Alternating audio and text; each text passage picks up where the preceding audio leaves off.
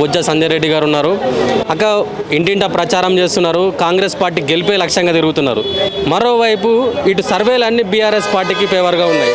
ఎట్లా మరి మీకు గెలుపు ఎట్లా సాధ్యమవుతుంది? సర్వేలు ఈ పీకేలు ఇలాంటి పీకేది ఏం లేదు. ఇక్కడ ఓటర్స్ మా వైపు ఉన్నారు.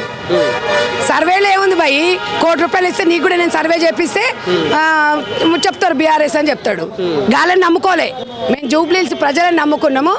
రేవంత్ రెడ్డి గారి నాయకత్వంలో అభివృద్ధి దిశలో పోతుంది. మేము ఒక్కటే అడుగుతున్నాం తమ్ముడు, ఆ పీకే గారిని ఒకటే హైలైట్ చేస్తారు. అదే కేకేనో పీకేనో వాడేదో చేస్తున్నాడు. ఆంధ్రలో జరిగింది, ఇక్కడ చిల్క జోస్ అని చెప్పి ఆ ట్యాంక్ బండి మీద కూర్చుంటే డబ్బులన్నీ వస్తాయి కదా. జోస్ అని చెప్తే నువ్వు మంచిగా డెవలప్ అవుతావా కాదా, లేకపోతే చిల్క జోస్ అని చెప్పుకోవాలి. గాని పట్టుకొని ఎందుకు తమ్మి మనకు?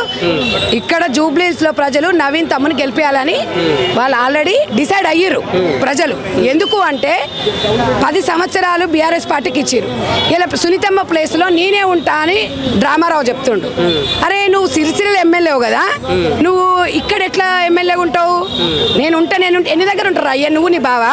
ఎప్పుడు చూడు నేను ఏడుంటారా మీరు?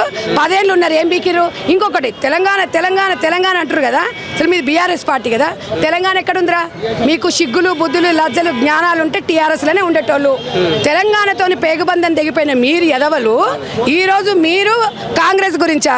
రేవంత్ రెడ్డి ఒక్కడు కష్టపడుతుండ్రా అయ్యా, కష్టపడనియ్యురి. 6 నిమిషాలు పని చేస్తుండు, పీక్క తింటుర్రేంద్రా? ఏం పీకిచ్చిర్రా మీరు? 10 ఏళ్లలో మీరు ఉన్నారు, 7 లక్షల కోట్లు తిన్నారు, పంది కొక్కుల్లాగా తిన్నారు. ఇలా డ్రామారావు వచ్చి ఒక మాట చెప్తున్నాడు, సునీతమ్మకు నేను అండగుంటాను. సిగ్గు లేదు నీకు? నీ చెల్లెని ఎందుకు వెళ్ళగొట్టినావు బయటికి? నీ చెల్లెని ఎందుకు వెళ్ళగొట్టినావు? ఎందుకు మీ చెల్లె బాట పట్టింది? నీ ఇంట్లో చెల్లెలకే నువ్వు భరోసా లేవు, జూబ్లీహిల్స్ ప్రజలకు భరోసా ఇస్తావు. మరి ఏమంటా నన్ను ఏమన్నా జూబ్లీహిల్స్ ప్రజలకు చెప్తున్నాడు, ఏమన్నా మీకు ఏమన్నా ఇక్కడ ఎవరైనా బెదిరించినా ఎవరేమన్నా అన్నా కూడా తెలంగాణ భవన్కి ఒక ఫోన్ చేయండి, మొత్తం మా ఎమ్మెల్యేలు అందరూ వస్తారని చెప్పి. వస్తారులే, ఆయన చెప్తాడు.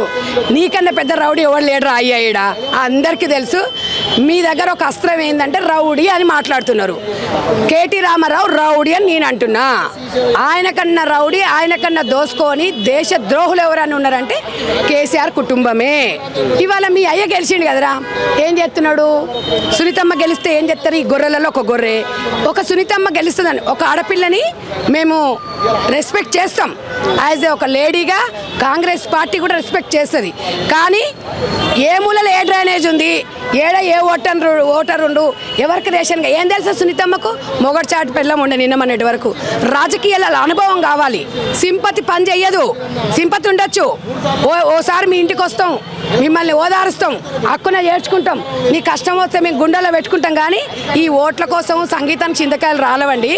ఇవాళ సునీతమ్మకు భరోసాగా మేము ఉంటా అంటే కవితమ్మకు భరోసా లేనోడు చేస్తున్నాడు. మరి రేవంత్ అన్న చెప్పిండు, అమ్మకు అన్నం పెట్టినోడు చిన్నమ్మకు బంగారు గాజులు చెప్తే నమ్ముతాడు ఎవడన్నా? గదే ఉంటుంది, గింతే ఉంటుంది.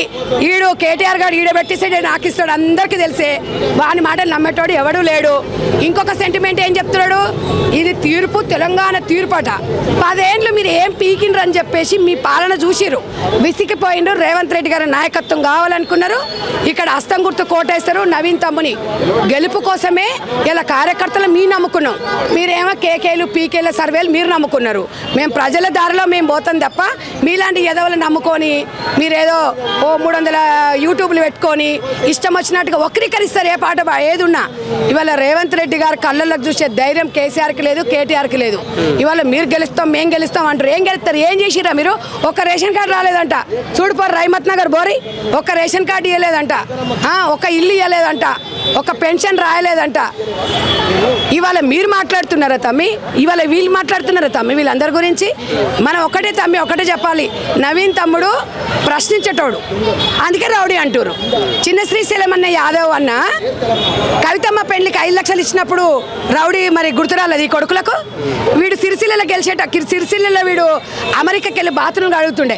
అప్పుడు ఈయనకి పిలిపించినప్పుడు ఇక్కడ ఎమ్మెల్యేకి పోటీ చేసినప్పుడు రథానికి పైసలు లేకపోతే చిన్న శ్రీశైలం యాదవ్ అన్న 2 రథాలు పంపించిండు. అప్పుడు కనిపించలేదురా మీకు రౌడీ అని. ఇలా చిన్న శ్రీశైలం అన్న కొడుకు రౌడీ అరా మీకు? అంటే ఆయన దగ్గర డబ్బులు తీసుకున్నప్పుడు పందికొక్కలాగా మేసినప్పుడేమో రౌడీ కాలే. మరి మీ నాయన ఎట్లా మేయర్ ఇస్తాడు రా చిన్న శ్రీశైలం యాదవ్ అన్నకి? మరి ఇవాళ రౌడీ అయ్యిండా? మీకు సిగ్గుండాలి. శ్రీశైలం అన్న నోరు తెరుస్తలేడు, ఎందుకంటే మరి రేవంత్ అన్న అధిష్టానం చెప్పింది అన్న నువ్వు మాట్లాడకని. ఆయన నోరు తెరిస్తే మీ బతుకులు మొత్తం బజార్లో పడతాయి. మీ బతుకులు బజార్లో ఆల్రెడీ పడ్డాయి. చెల్ల పోతుందిగా, మళ్ళీ దుకాణం పెట్టుకుందిగా. మీరు ఒక్కటే గుర్తుపెట్టుకోండి, ఇంట్లోకి రక్షణ కల్పించిన వ్యక్తి అలాంటి ఎదవలు తెలంగాణ రాష్ట్రంలో ఎవరిని కూడా ప్రేమించాడు, ఎవడు కూడా ఇష్టపడాడు, ఎవరిని కూడా డెవలప్ కాడాడు. ఇంకొకటి కూడా అడుగుతున్నా తమిళ లెజెండ్ టీవీ ద్వారా, 10 సంవత్సరాల మొదటి 5 సంవత్సరాలు ఒక్క ఆడదాన్ని కూడా, ఒక్క ఆడమ్మకి కూడా ఒక పదవి ఇవ్వలేదు, ఒక మినిస్టర్ పదవి ఇవ్వలేదు. బీఆర్ఎస్ భవన్లో ఒక మహిళతో కూడా మీటింగ్ పెట్టి ఇవ్వలేదు, ఒక ప్రెస్ మీట్ పెట్టలే. కవితమ్మని బయటికి వెళ్ళిపోయిన తర్వాత ఆడక్కలు వస్తారు, ఇప్పుడు ఇక వచ్చేసి ఇక మైకులు పట్టుకుంటారు. అంటే మీ జీవితాల కోసం ఎంతమంది జీవితాలు ఆడుకుంటారు. మీరు దొంగలరా, మీరు రౌడీలరా, మీరు దగాకోర్లా, మీరు బద్మాషులరా. ఇలాంటి ఎదవలని మిమ్మల్ని తరిమి కొట్టాలి. కర్రగాల్చి వాత పెట్టిరు ఎమ్మెల్యే ఎలక్షన్లు, ఎంపీ ఎలక్షన్లు. ఇంకా మీకు ఏముందని, కంటోన్మెంట్లో ఏం గెలిస్తే ఏం చేసినా మస్తు చేసిన చూడిపోరి. మీకు ఉప ఎన్నికలు, మీకు ఎంపీ ఎలక్షన్లను మీకు ఎందుకు డిపాజిట్లు రాలే అది చెప్పండి. ఈ రాగానే మళ్ళీ మీరు కలలుగా అంటారా. కేసీఆర్ ఉద్యమ నాయకుడు అని సింపతి ఉంది ప్రజలల్లా. మీ ముఖాలు చూస్తే ఉప్పుగాలు కూడా ముట్టదురా అయ్యా. నీ చెల్లె ముఖం, నీ ముఖం చూస్తే అయితే దొంగకోలు పట్టేటోనివే నువ్వు. ఎవడరా నిన్ను చూసి ఓటేసేది. ఇలా నవీన్ తమ్ముని చూసి ఓటేస్తారు. జూబ్లీహిల్స్ ప్రజలు మా వైపే ఉన్నారు 100%. రౌడీ అన్నాడు నాలుక తీస్తాం, తాట తీస్తాం కొడక. ఇంకొకసారి ఎవడన్నా నవీన్ తమ్ముని రౌడీ అన్నాడు తాట తీస్తాం. జూబ్లీహిల్స్లో మైనారిటీ ఓట్లు ఎక్కువగా ఉంటాయి. ఈ మైనారిటీ ఓట్లను బేసి చేసుకొని అజారుద్దీన్కి మంత్రి పదవి ఇచ్చారని చెప్పేసి ఒక వాదన వస్తుంది. అజారుద్దీన్ దేశద్రోహ అంటే ఆయన జూబ్లీహిల్స్ ఓటర్ కాదా? అంటే అజారుద్దీన్ గారికి ఇవ్వద్దా మేము మంత్రి పదవి? అరే మా మంత్రి పదవి ఇచ్చుకుంటే మీకేం నొప్పిన భయ్? మా ఇష్టం ఉన్న వాళ్ళకి ఇచ్చుకుంటాము, మీకెందుకు? మైనార్టీ ఓటర్స్ కాదు, మైనార్టీ శాఖ 100% మైనార్టీ సోదరులకు ఇవ్వాలని అనుకున్నాము. 100% మైనార్టీ సోదరిమణులు, మొత్తం సోదరిమణులు కాంగ్రెస్ పార్టీ కుటుంబ సభ్యులే. మేము బీజేపీ లాగా మతాలని చెప్పి మేము మతాల పేర్లు చెప్పి ఓటు వేయించుకోము. 100% ఇస్తాము. ఆయన అజారుద్దీన్ గారు దేశవ్యాప్తంగా ఆయన ఒక క్రికెట్ ప్లేయర్గా మంచి పేరుంది. మీకు ఒక విషయం తెలియదు ఏంటంటే, మైనార్టీ సోదరుమణుల మనసును దోసుకోలేదు. హిందువులు కూడా ఆయనకు ఫ్యాన్స్ ఉన్నారు. ఇవాళ చెప్పిండు ఆయన, హిందువులు అంటే నాకు చాలామంది ఇష్టపడతారు సంధ్యా మేడం జీ అని అంటారు. వాస్తవానికి ఆయనకు ప్రతి ఒక్క చిన్న పిల్లలు కూడా ఆయనను ఇష్టపడతారు. అలాంటి వ్యక్తికి ఇస్తుంటే కళ్ళల్లో కాకులు పడుచుకురు. మీకేం నొప్పిరా? మా ఇష్టం మేము ఇచ్చుకుంటాం, మీకేమైనా నొప్పా? మీ ఇంటికి ఏమైనా గుంజుకొచ్చుకుంటున్నాను రా. పామ్ హౌస్లోకి వెళ్ళి మీ అయ్యా ఎమ్మెల్యే గెలిచి గజ్వేల్ ఓమాను మా మీద ఎందుకు ఏర్చేస్తారా? మీరు ఏం చేస్తారో అడగండి. గతంలో ఏం చేసిరు, మేము ఏం చేస్తాం అది చెప్పండి. మేము ఎవరికి ఇచ్చుకుంటాం మీకెందుకు? 100% ముస్లిం మైనార్టీ సోదరులు మా వాళ్ళు, మా కుటుంబ సభ్యులు. మీరు పిచ్చి మాట్లాడిరు అనుకోండి తాటదిస్తాం. బంజారా హిల్స్లోని పెద్దమ్మ తల్లి టెంపుల్కి సంబంధించి పెద్దమ్మ తల్లి టెంపుల్ను ఊల్పేస్తే మాట్లాడని కాంగ్రెస్ నాయకులు ఇవాళ ముస్లింలకు శ్మశాన వాటిక గురించి 2 ఎకరాలు ఎట్లా ఇస్తారని చెప్పేసి బీజేపీ వాళ్ళు మాట్లాడి ఇలా యూసఫ్గూడలో కూడా మీటింగ్ పెట్టబోతున్నారు. చెప్పనే తమ్మి, బీజేపీ వాళ్ళకు ఎప్పుడు చూడు కొట్లాటలు కావాలి. గడ ఏదైనా ఉందనుకో మసీదులకు పోవాలి, ఏదన్నా ఒకటి రువ్వాలి, ఏదన్నా చేయాలి, గొడవలు కావాలి, మత విధ్వంసాలు సృష్టించాలి. అలాంటి వాళ్ళ కోసం మాట్లాడితే మన నాలుక ఖరాబ్ అవుతుంది. అసలు జూబ్లీహిల్స్ ప్రజలు బీజేపీని మర్చిపోయారు. వాళ్ళ గురించి మర్చిపోను. జూబ్లీహిల్స్లో బై ఎలక్షన్స్ వస్తున్నాయి కదా, ఇక్కడ ఏ పార్టీ అభ్యర్థి గెలిచే అవకాశం ఉంది? నవీన్ యాదవ్ అన్న గెలుస్తాడన్న. ఎందుకంటే చెప్పగలుగుతారు నవీన్ యాదవ్ అన్న అంటే వాస్తవానికి ఇక్కడ జూబ్లీహిల్స్ ప్రజలంతా వాళ్ళు నిజంగా ప్రజాసేవకులు, వాళ్ళ నాన్నకాంచని. ఇవాళ ఇప్పుడు ఏదో వేరే రకంగా కాదు, వాళ్ళు ప్రజాక్షేత్రం నుండి ప్రజలకు సేవ చేసుకుంటూ ఉన్న వ్యక్తులే. అధికారం ఉన్నా లేకున్నా ప్రజాక్షేత్రం నుండి ప్రజలకు సేవ చేస్తున్నారు. ఇవాళ తెలంగాణ రాష్ట్రం ఏర్పడ ముందుకే ఉమ్మడి ఆంధ్రప్రదేశ్ అప్పటి నుండే వాళ్ళ సేవలు ఉన్నాయి. వాళ్ళ నాన్న సేవలు చేసిండు. ఇంకా కేసీఆర్ ఇంకా రాజకీయం పెట్టలే. వాళ్ళ నాన్న సేవ చేసినప్పుడు, శ్రీశైలం యాదవ్ చేసినప్పుడు ఈ కేసీఆర్ ఇంకా పార్టీ పెట్టలే. అప్పుడే పార్టీ పెట్టినాక ఈయన సహకారం పొందినడే కేసీఆర్. ఇవాళంతా మీడియాలో చుట్టూ అంతా లేనిపోని కథలు మాట్లాడుతున్నారు, ఆ జనం గ్రహిస్తున్నారు, తగిన బుద్ధి చెప్తారు, ఇంకా బుద్ధి చెప్తారు. అది కరెక్ట్ కాదు. వాళ్ళు ప్రజాసేవకులు, తప్పుగా మాట్లాడకూడదు. నేను అనేది ఏంటంటే, నువ్వు రాజకీయం చేసుకో, 10 ఏళ్ళు చేసినావు, నీ ముఖానికి ఏం సాధించినావు నాకు అర్థం కాలే. 2001 నుండి 2020 దాకా 20 సంవత్సరాలు మీ పార్టీలో తిరిగినా కదా, ఏం న్యాయం జరిగింది మాకు? నేను పక్క పెట్టు. అమరుల కుటుంబాలకు ఏం న్యాయం జరిగింది? 1200 మంది విద్యార్థులు చనిపోయినారు, వివిధ కోణాల్లో చాలా మంది చనిపోయినారు కదా. విద్యార్థులు ఎంతోమంది వాళ్ళ చదువులు ఆగం చేసుకున్నారు కదా, ఉద్యమంలో తిరిగింది కదా, మేధావులు వాళ్ళ శ్రమను ఎంతో కష్టం చేసింది కదా. కళాకారులు, మేము కళాకారులం, మేము నిరుద్యోగ కళాకారులం, నేను రైటర్ అండ్ సింగర్ను. ఈరోజు తెలంగాణ వ్యాప్తంగా ఉమ్మడి ఆంధ్రప్రదేశ్ ఉన్నప్పుడు మన నిధులు నీళ్లు నిమాయకాలు మూమెంట్లో ప్రజలకు వివరించి చెప్పింది ఎవరంటే కాలు గజ్జ కట్టి గొంగడి భుజానేసి పాటలు పాడి వేదికల మీద రాత్రనక పగలనక తిరిగి ఆ రోజు మేము ప్రజలకు ఊరూరా తిరిగి ప్రజలకు వివరించి చెప్పినాం ఈ తెలంగాణ సంస్కృతిని. ఆనాడు మా కళాకారులకు ఒక మంచి అవకాశం ఇస్తానన్న దుర్మార్గుడు మా కళాకారులందరినీ ఆగం చేసిండు. ఒక 550 మందికి ఇస్తే అలా 300 మంది కరెక్ట్ వాళ్ళు ఉన్నారు. మిగతా వాళ్ళంతా రసమయకు సంబంధించిన కొంతమంది అంటే వాళ్ళ పైరోల ప్రకారంగా చేసుకున్న వ్యక్తులే తప్ప ఇప్పటి వరకు ఇంకా 1500 మంది బయట వివిధ కోణాలలో ఉన్నట్టు కళాకారులు చాలా మంది ఉన్నారు. ఈ కాంగ్రెస్ ప్రభుత్వం కూడా రేవంత్ సర్కార్ కూడా మాకు పూర్తి హామీ ఇచ్చింది. మిమ్మల్ని తప్పకుండా మిమ్మల్ని గుర్తిస్తామన్నది. మహేష్ కుమార్ అన్న కానీ, బట్టి విక్రమార్క సార్ కానీ, హనుమంతరావు సార్ కానీ, మహేష్ కుమార్ గౌడ్ కానీ అందరూ కూడా మాకు మాట ఇచ్చిండ్రు. రెండో విషయం ఏంటంటే కాకపోతే గవర్నమెంట్ వచ్చి అంతా కొడితే 18 నెలలు కాలే. 18 నెలలల్లా ఎట్లా చేస్తుంది? ఎన్ని హామీలు ఇస్తుంది మీకు చూస్తలేమా? వీళ్ళు చేయవలసింది ఏంటిది? ఇప్పుడు ఒక్క పెన్షన్ ఒకటి ఇవ్వలే. దీన్ని బూజ్ చేసుకొని అమాయకమైన పేద ప్రజలు ఉన్నారు కదా, ఈ పేద ప్రజలను ఎట్లయినా మళ్ళీ ఎటుపడితే అటు మాట్లాడతారు కదా అనే మాటలు మాట్లాడుతున్నారు. ఒక్కటే రైతులకు రుణమాఫీ చేసిండు, కొంతమందికి కాలే, అది మన పొరపాటు. గవర్నమెంట్ బరాబరి చెప్పింది. ఏం చెప్పిందంటే ప్రజాపాలన ప్రభుత్వంలో స్వేచ్ఛగా మీరు కలెక్టర్ దగ్గర పోండి, మంత్రి అందుబాటులో ఉంటాడు, మీరు అడగండి, బ్యాంకు వాళ్ళు కూడా కొన్ని దిక్కుల ఇబ్బందులు పెడతాడు, మీరు అడగండి అని అవి చెప్పిండు. రైతు రుణమాఫీ చేసిండు, రైతు బంధు చేసిండు, విద్యార్థులకు మొన్న రీసెంట్గా జాబులు సెలెక్ట్ చేసిండు. గ్రూప్ 1 గ్రూప్ 2 అన్ని పిల్లలు మంచి మంచి పోస్టులు వచ్చినాయి. ఒక్కొక్క ఇంట్లో 2కి వచ్చినాయి. ఇలా ఆ రకంగా ఇచ్చుడు కాక ఆరోగ్యశ్రీ 10 లక్షలు ఇచ్చిండు, సన్న వడ్లకు బోనస్ ఇచ్చిండు, మొన్న రీసెంట్గా సన్న బియ్యం ఇస్తాడు, రీసెంట్గా ఇప్పుడు 200 కరెంటు ఉచిత కరెంటు ఇస్తాడు, గ్యాస్ సిలిండర్ ఏవి ఇవ్వలేదండి. నాకు అర్థం కాదు. ఒక అన్నందుకు 2500 మహిళలకు ఇవ్వలేదు, ఒక పెన్షన్ పెట్టలేదు. ఇస్తాడు కొంచెం టైము, 18 నెలలే కదా. నువ్వు చేసిన అప్పు ఇంత అంతనా? ఆ రోజు తెలంగాణ సోనియా తల్లి అనడానికి కారణం ఏంటంటే ఆ రోజు దేశవ్యాప్తంగా కాంగ్రెస్ పార్టీని కోల్పోయి తన పదవిని సుత పక్కకు పెట్టి తెలంగాణ రాష్ట్రాన్ని మనకిచ్చింది. ఎంతోమంది ప్రాణత్యాగాలను చూసి మన రాష్ట్రాన్ని ఇచ్చింది.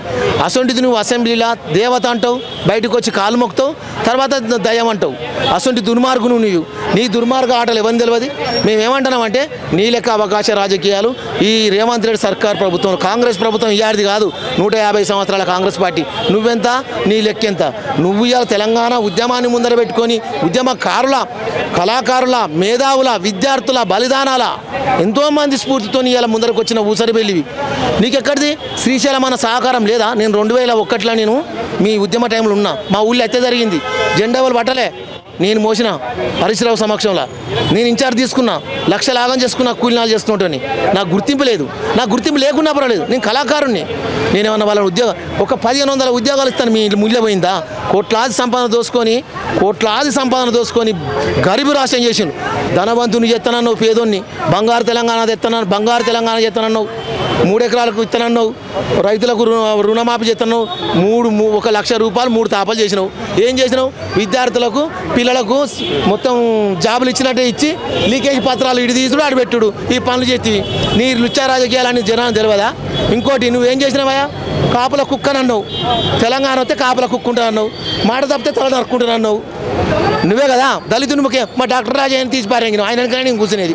ఆయన నువ్వు ఉడవికినావు ఏదో కారణం లేని విషయంలో. మరి ఇంకా దళితునికి ఏమైనా న్యాయం ఇచ్చినావు? నువ్వు జగేశ్వరికి ఇచ్చినావా? ఇంకోరికి ఇచ్చినావా? నువ్వు ఎందుకు ఏమంటే నువ్వు దొరవు. ఆ దొర అనే పోకడ మా సమాజానికి, మా బీసీ సమాజానికి తెలియక మేము మూర్ఖులుగా తిరుగుతాం. ఎందుకంటే చూడండి, ఒకటి అర్థం చేసుకోండి. దూర పరిపాలన ఎట్టుండే అంటే కాంగ్రెస్ ప్రభుత్వం ఒకప్పుడు రాజశేఖర రెడ్డి పీరియడ్లో అసలు మనకు కులాలు లేకుండా ఉండే. కులాలు అన్నదమ్ములు లెక్క కలిసినాం, మనం మైనార్టీలైనా అందరం కలిసినాం. ఇవాళ లాస్ట్కి వచ్చారు నువ్వు తెలివితోనే ఏం చేసినట్టే గొల్లోళ్ళకు గొర్రెలు, తెనుగోళ్ళకు ఒలలు, గౌన్లోళ్ళకు మోకులు, సాకలోళ్ళకు ఇస్త్రిపెట్టెలు.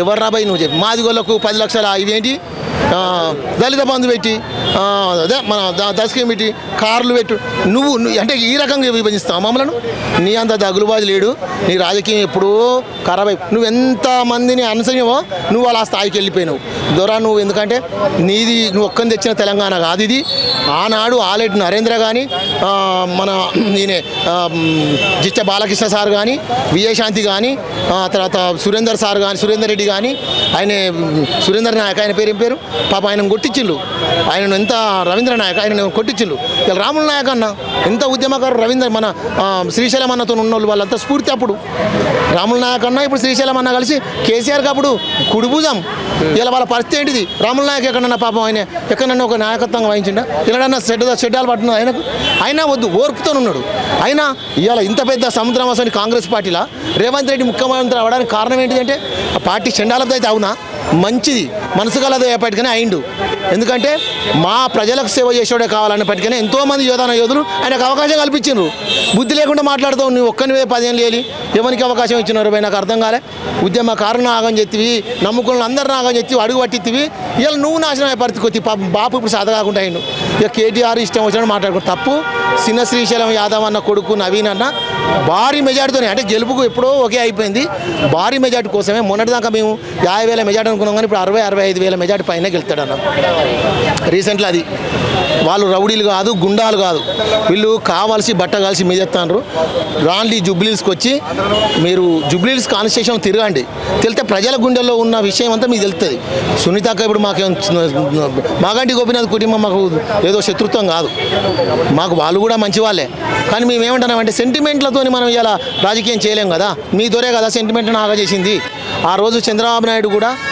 అక్కడ మునుగోడులో కూడా ఏకగ్రీవంగా మనం ఒక ఎమ్మెల్యే చనిపోయినా ఇంట్లో కుటుంబంలో ఎవరైనా ఏకగ్రీవం చేస్తామంటే మీ దొంగల పార్టీ కదా దొంగల మూట అక్కడ అడ్డుపడేది స్టేట్ ఉంటుందని నిలబెట్టిన క్యాండిడేట్ మీరే కదా అప్పుడే తుంగలు దొక్కినావు కదా నీ అధికారంతో ఇక అందరు ఇప్పుడు రెడీ కాలేదా అట్టే ఉంటారు కదా ఇక నీకెక్కడిది ఈ ప్రజాక్షేత్రం నుండి ప్రజలకు సేవ చేసేవాడు రాజకీయం గోలు ఇప్పుడు డెవలప్ చేస్తాడు ఇప్పుడు ఆయనకు రాజకీయం చేయాల్సిన అవసరం కూడా లేదు నవీన్ అన్నకు కాకపోతే ఏంటంటే ఒక హాస్పిటల్ తేవాలంటే మంచి ఒక బస్ స్టాండ్ తేవాలంటే ఒక రైల్వే ఇక్కడ ఒకవేళ వేరే రకంగా ఇంకేదైనా చేయాలంటే ఒక స్టేడియం తేవాలన్నా పెద్దది ఒక సిటీని డెవలప్ చేయాలంటే రాజకీయం ఉండాలన్నా వద్దా మరి ఆయన నమ్ముకున్న రాజకీయంలో ఆయనకు నమ్మకమును ప్రజల సుధ సేవ చేయాలనుకున్నాడు ఉంటాడు ఎట్లా రాజకీయంగా నువ్వు నీ దగ్గర ఉంటే నువ్వు మంచోడు నీ దగ్గరికి వెళ్ళి బయటకు వస్తే రౌడీరా మీరు అంతకంటే దొంగ రౌడీలు ప్రజలు గ్రహించమన్న 10 ఏళ్ల పరిపాలన నడ్డిరికి వచ్చింది మిమ్మల్ని మీకు బుద్ధి లేవు ఇంకా వాళ్ళకి తెలివి ఉంటే ఈ రాజకీయానికి రావద్దు ఉప ఎన్నికలే పోనీలని వదిలేయాలి ఆ ఉండతాను ఉండు పబ్లిక్లో చెత్త వ్యవహారం చెప్తాను సప్పుడేక నవీన్ అన్నకు మీరు కాముగా ఉండి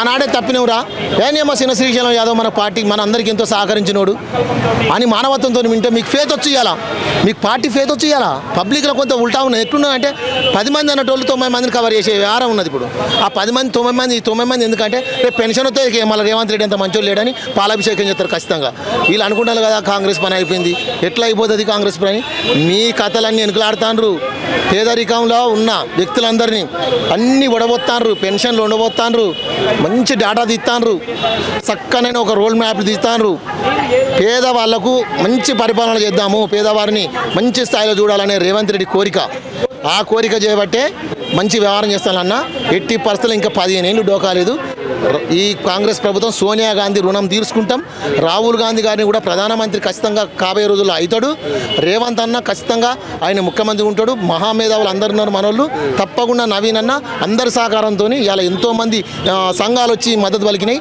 అన్న ఖచ్చితంగా భారీ మేరతో వెళ్తాడు అన్న